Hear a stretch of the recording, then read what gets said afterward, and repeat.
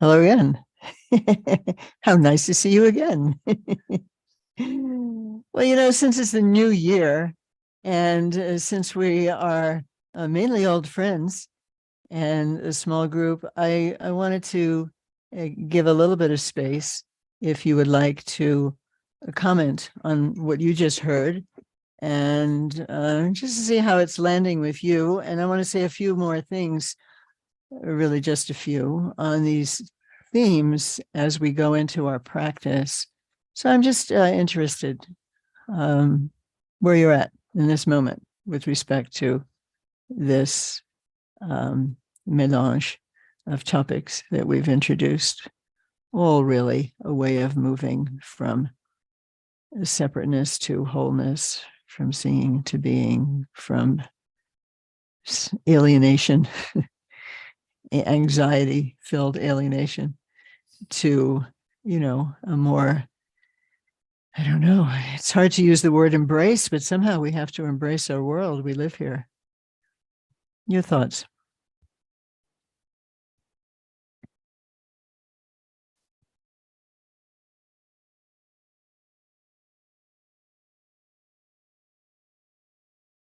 Astrid's got her hand up. Oh, hey, Astrid. Astrid, go Okay. ahead. Just unmute.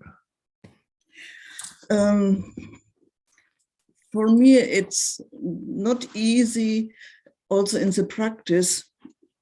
One point, I think it's very important with the relaxation, I find out. But on the other hand, if I, for example, for my Nöndro to finish, I have so a resistance that I can't do it because then I feel a pressure. So how I balance this, I do a daily practice and I know it's important for me to relax also for mind and body. But on the other hand, with a neutral, it's like a pressure. So I don't know how I can handle it. So in my daily practice, I'm doing now Yeshet Sokyal or breathing or so.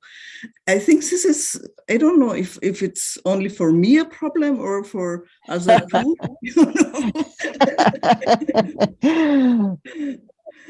That's so well said, Astrid. So clear. Is there anyone who doesn't know what Astrid is talking about? This pressure to relax, right?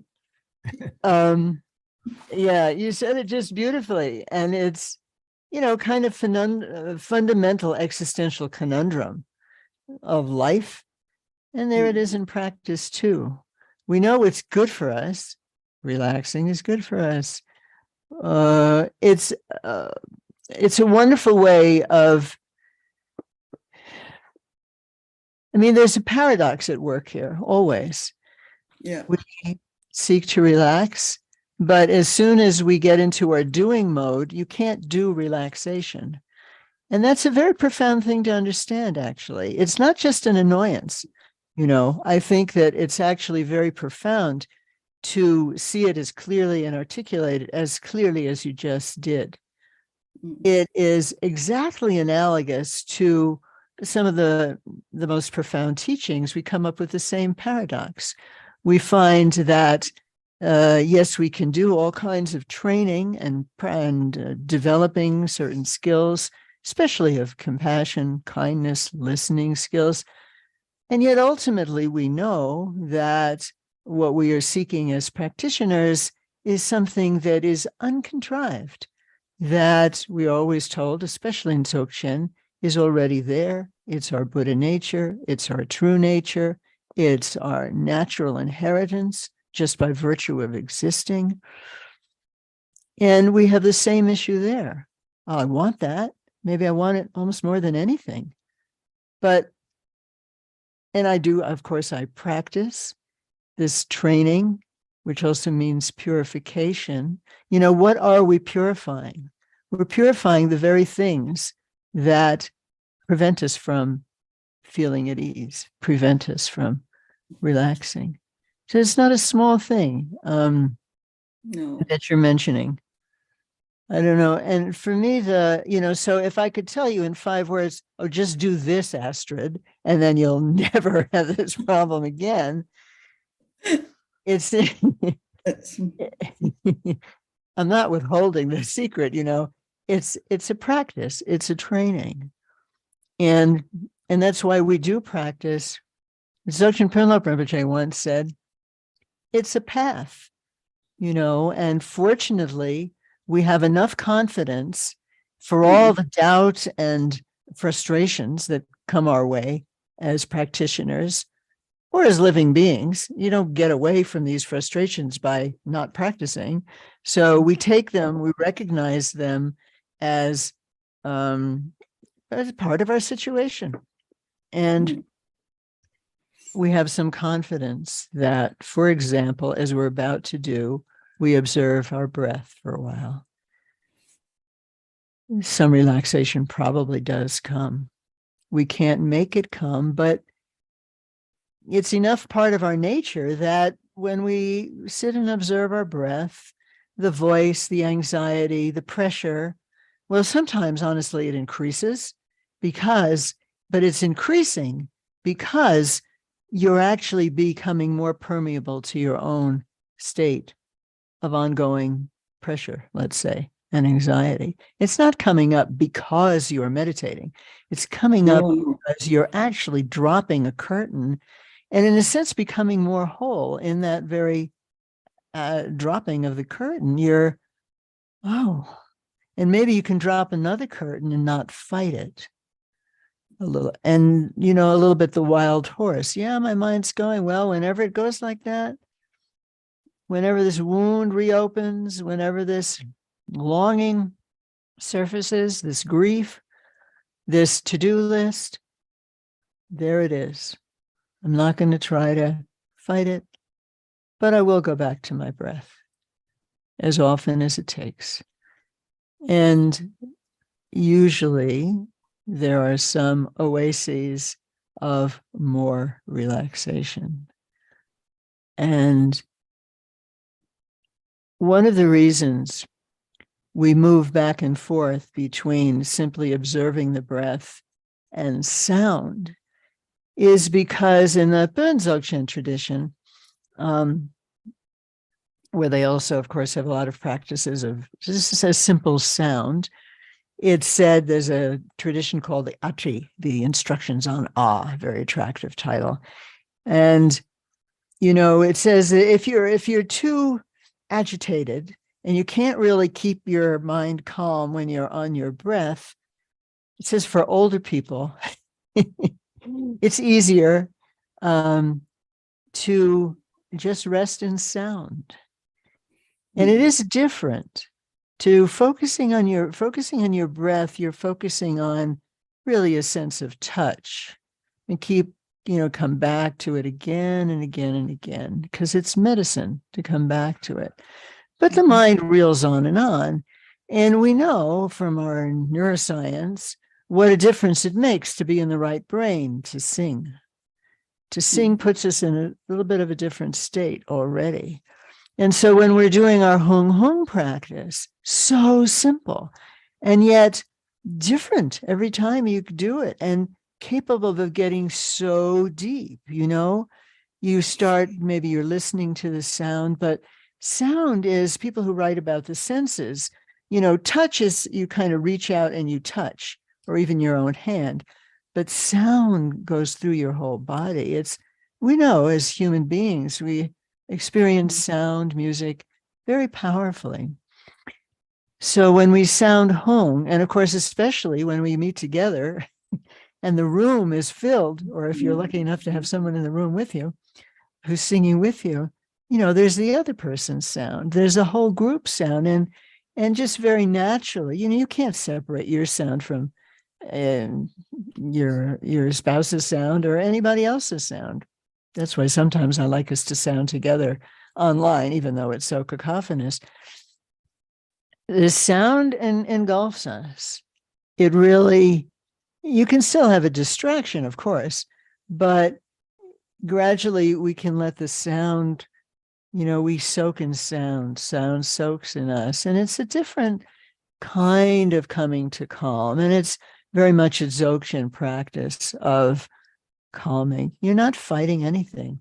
You're just resting and you're allowing the sound to help you ease and get out of the think head, the distraction that is actually what a lot of what I think, Astrid, produces the anxiety. We have this, narrative. I should be finishing. I should be further along. Who doesn't have that, But we don't have to make it our heart song and let it go. It'll run in the field by itself. Can make peace. But it's very important. Thank you. Thank you. Thanks for bringing it up.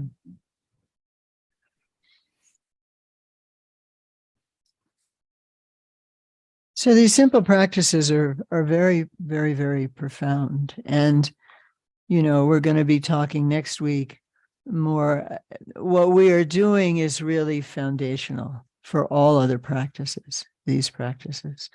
And they're foundational for what the tradition calls the foundational practices, which, if you think about it, as we'll talk about next Saturday on the 7th, and everybody's welcome just to hear a little bit about the foundational practices as we offer this course beginning next month, also next week. Of course, you can take on your own time, which is quite exciting, actually, because it starts to show us how our very simple gestures of sitting in a way that we're able to maintain a comfortable, erect posture, being aware of our breathing, as most of you know, very simple purification of breath that makes breath even more fluid through us. Because breath is air, and air can, like the wind, it can be rougher, or it can be more kind of just flow, go for the flow.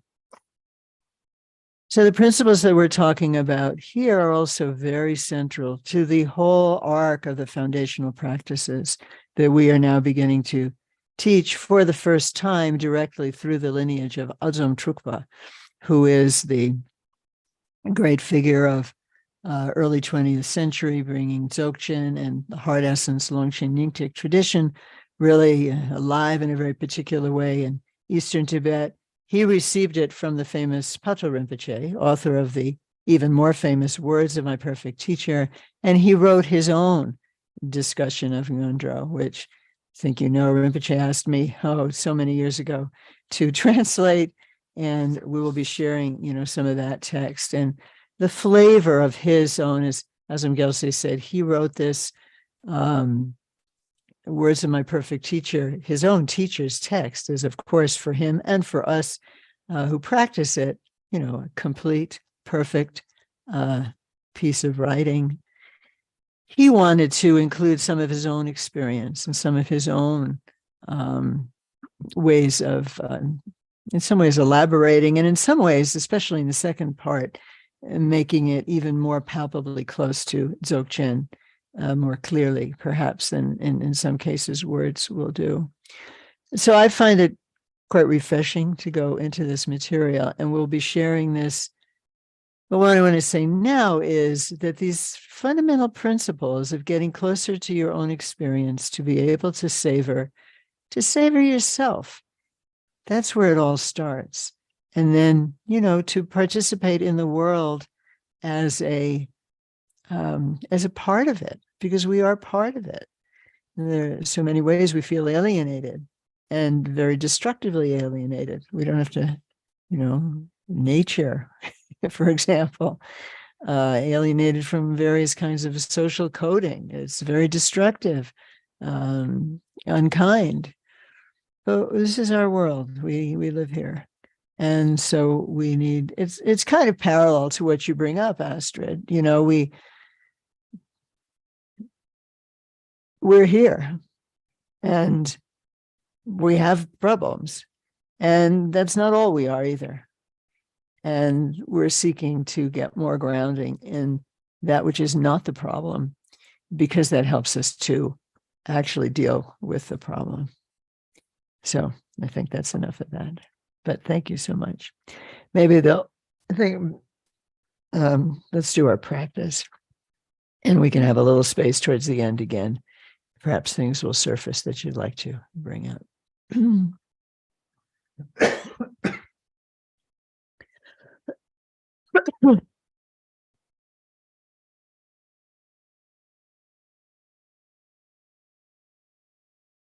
Do we sing on Sundays? I can't remember.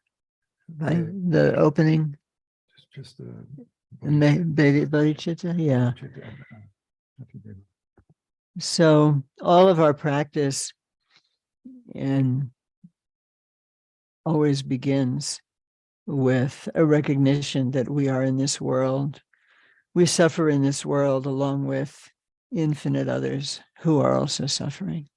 And so we begin, and I think Emily will show us the words so that just with this gentle listening to the suffering of the world and making a heart wish, whatever way you do that, that we be free, all of us. We say, peace, peace in the hearts of all, peace in the world. So if you have that, Emily, we'll sing that opening. It's really the identification of the four boundless states, and then an aspiration to be of service in the world. What more use can we make of our lives? Having recognized the suffering, which is all a version of the suffering of the kind of anxiety in a way that Astrid has mentioned. What more can we do than to seek to alleviate it? So, may all beings always have happiness and its causes. May all beings always be free of pain and its causes. May all beings always be pain-free and live happily. May no beings ever cling to those near nor spurn those far. For as long as space abides, as long as the world remains, just so long may I be there, resolving all beings' pain.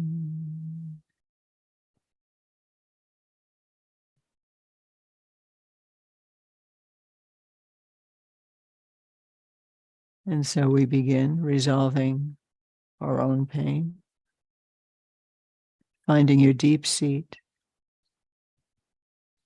your seat right here and now, on which you are supported from the very center of this earth, directly beneath you.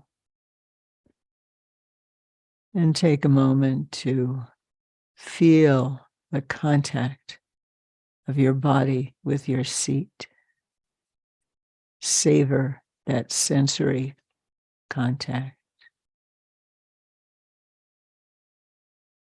Don't have to describe it to yourself, just sensing. Getting into our senses is one way to relax the agitated mind. Sensing that stability that's holding you right now.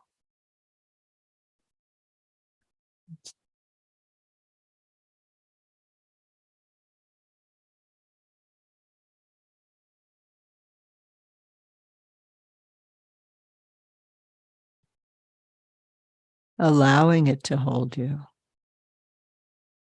Being permeable to the support that's coming to you from the center of the earth. It's not separate from you. The sense of settling, of earth stability.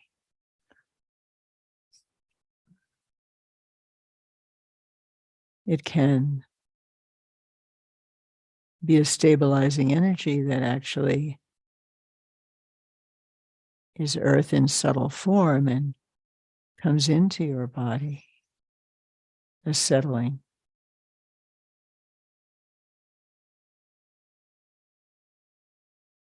Maybe your shoulders are tense and you didn't even notice it till now. Oh, invite them.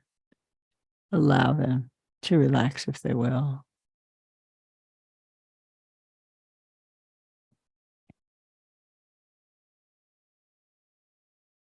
And your neck is long, and you tuck your chin in just a bit, and just feel how that affects your body subtly.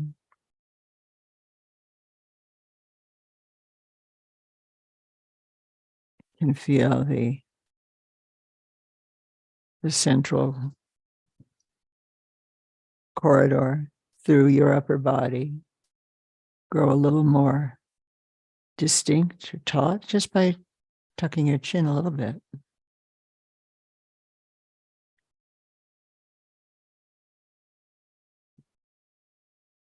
And in this way, the agitated energies that may arise, especially perhaps in the head and upper body, why they can just drift down.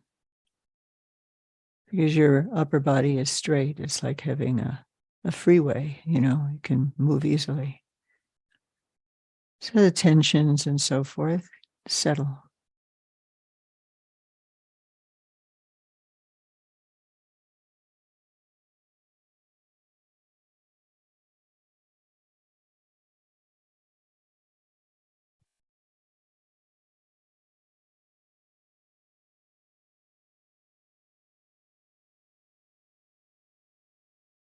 And as your body begins perhaps to settle, and you're aware of whatever is actually going on for you in this moment, not writing a story about it, just feeling it, being in your sensory experience. Naturally, there's the sensation of breathing. And invite your attention to be with your breathing, to flow with your breath in, down, and out at your own pace.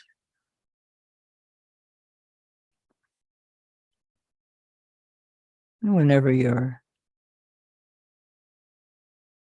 attention goes elsewhere, voices start, stories start. Oh, there they are. Doesn't matter.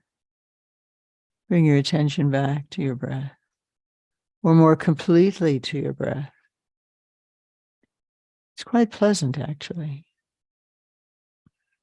to feel your own life-giving breath in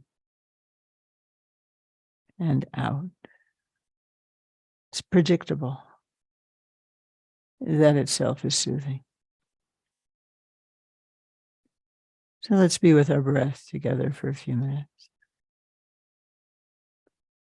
Nothing else to do.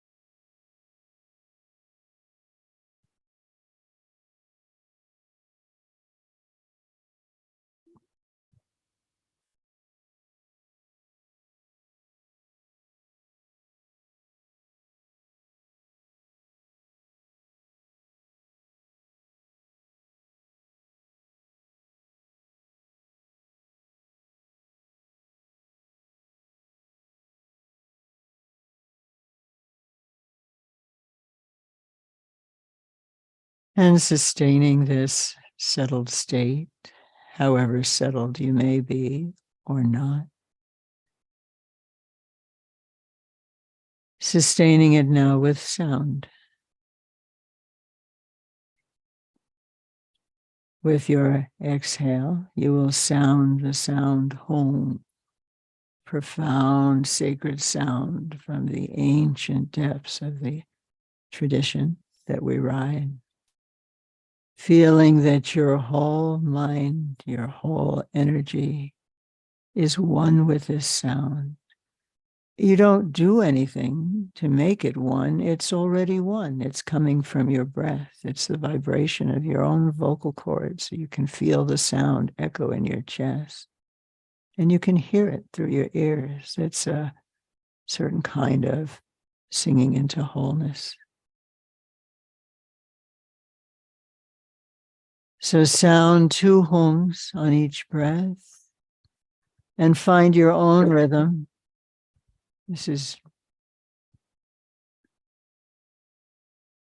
Find your own rhythm. And be as present and soaked in with sound as is possible. And that's it. Enjoy it.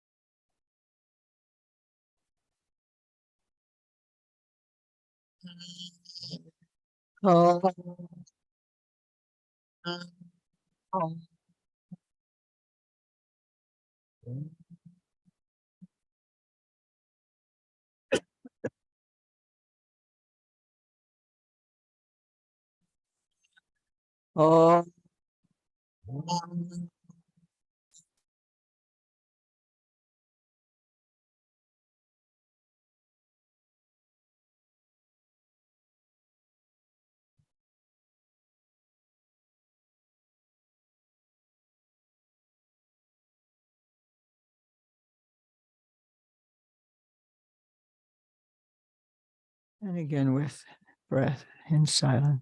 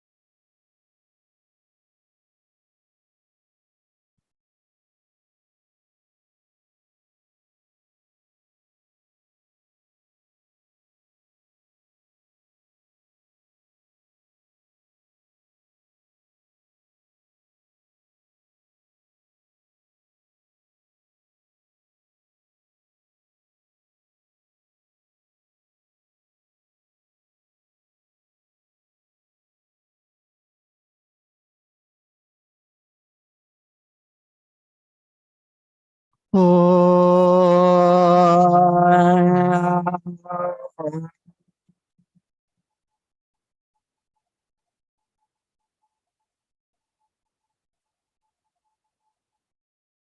it as loud and strong as you like. Feels good. Oh.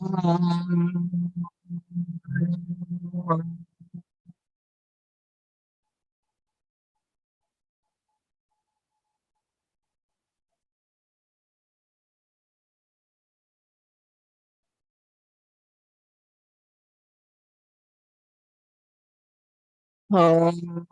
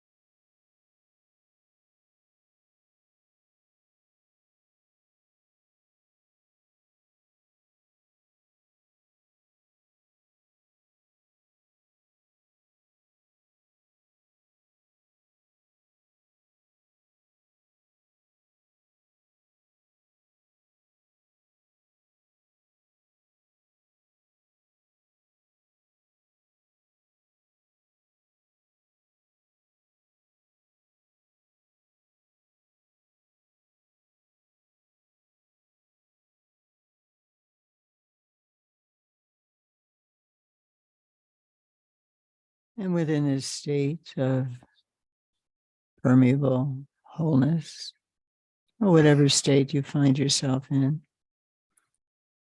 we'll close as we began by reflecting on all the beings, including ourselves, who have suffering, who have pain.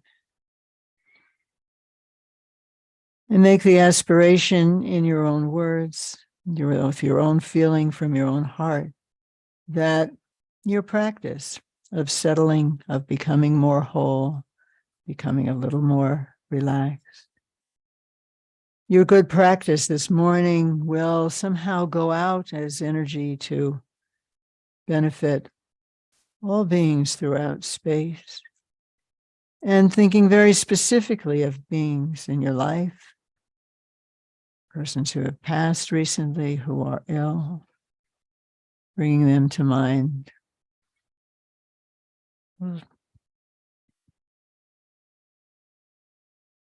With all of you in mind, we light this lamp of clarity. May the glow of love, wisdom shine within us, everyone, till we all rise forth born in one enlightened mandala. And think or say aloud the names of those persons.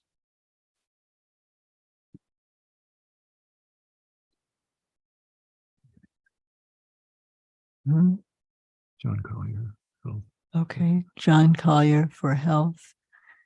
Kevin Vash in the Bardo, Pauli Arispe in the Bardo, Anne, Mandy, Debbie Glegg, Padma, James, Nan, Freddie Olson, Mitchell, David, Dagny, Sylvia, Rolando, Nathaniel, Emma, Ed, Leah, Rupert Brooks in the Bardo. I didn't know. Sarah, Morgan, Jen, Sean and family, Ellie, Mealing for illness, Barbara Walters in the Bardo, Oliver and Lee.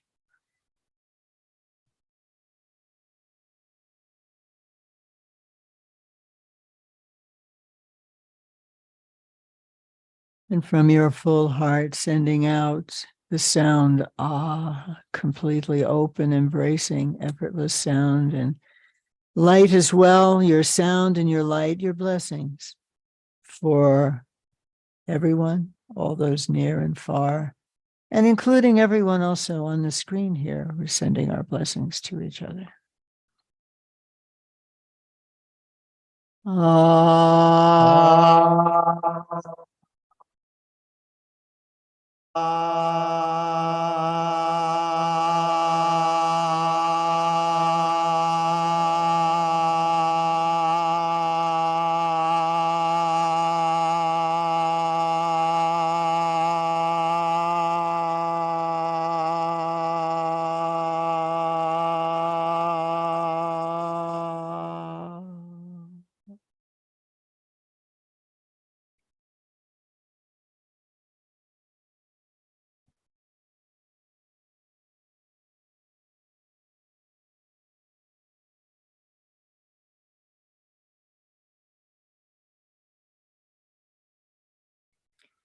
It's so nice.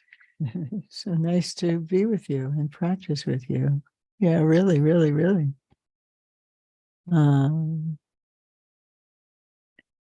word, if you have one, before we close. Is that a hand, Janine? No. Well, I'll say hi. Hi, everyone. It's lovely to see you. We miss you. I also wanted to say, Anne, that I really resonated with the teaching on listening today, and also and how like listening is enables relationship. It really was synchronistic because I was recently at a gathering at Notre Dame University. It was academics, faith leaders, and journalists, and Wow. it was really amazing. The Muslim scholar who opened the conference asked us all to really listen. Like he said, guideline, which, as you know, academics are not good at listening. And for some reason, it really landed with me. And at the end, when we all shared, I said, I was really touched. It was a very relational experience, and I really felt like I learned to listen again. So it's actually being one of my words for the new year. So it was like so synchronistic that you talked about it today. I just wanted to affirm the teaching. Oh, thank you. That's so sweet to hear. And it is relation. It's all about listening, really. It's really lovely. Oh, Really. Love to you both. Great to see you. Hi. Thank you very much. Go ahead, Janine. Okay, I like that the word resonance for me. I thought earlier on about this idea of listening as that place where the attentiveness, the tension of attentiveness, but then the relaxation of reception is held together. Mm. And it's something I noticed this year my students really were struggling to find, and I was struggling to find too. So it's a good, it's good to take that through to this new year. Thank you. mm. Oh, how sweet. The tension of attention and the resonance of resolving that in a way.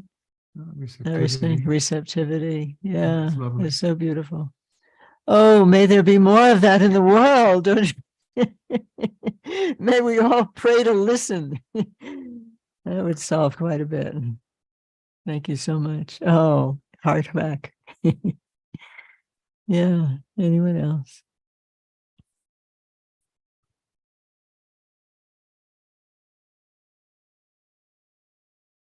Do you like having a little bit of space to talk within the meditation? Louise had her hand up. Oh, where? Louise. Louise, I didn't see you. I'm so sorry. Hi. I just wanted to express huge gratitude. What a beautiful way to begin the new year. Thank you very much. Oh, thank you. And thank you for you in so many ways. It's so lovely. Thank you. Yeah, it feels nice to, and natural and kind of human to talk a little bit. And we're thinking we're looking at our Sundays, and I don't know, how do you feel? Sometimes, we have the Dharma dialogues, and I don't know, I felt it was nice to talk a little bit around our practice. How do you feel about that? Julia. Well, first of all, today was just the perfect way to begin the new year. And it was just so lovely and expansive, and so many different things spoke to me. It's kind of, it's hard to pick one, but yeah, I think having the opportunity to share, even briefly, is really helpful. Sometimes after we've done a practice, I'm in such a quiet state that it's kind of hard to start speaking. But it's lovely to have the opportunity, and I love hearing what other people have to say. So thank you. Thank you too. Yeah, it's kind of a rich place to speak from, sometimes, even if it may not feel it. There's also the quiet, which has its own power, without a doubt. Yeah.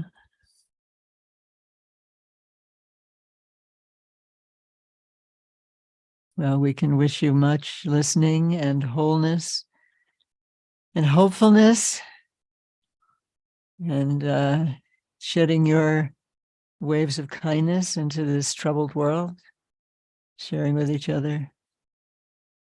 What else can we do?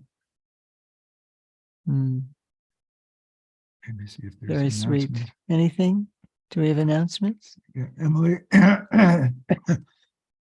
Announcements. Yes. Happy New Year, everyone. So this coming Saturday, well, actually in a few minutes here, we are going to have Dharma conversations. Please stick around for that. This Saturday at noon, we open our Foundational Practices Nundro program. There's still time to register. Lamas, do you want to say something about the program? The brilliant basics of Buddhism. That's what it is. That's what we're calling it, because the foundational practices are brilliant. They're just brilliant. And many of us have been practicing them for decades. They continue to reveal like a many, many faceted jewel. And as I said earlier, you can see what the foundation is. It starts with listening.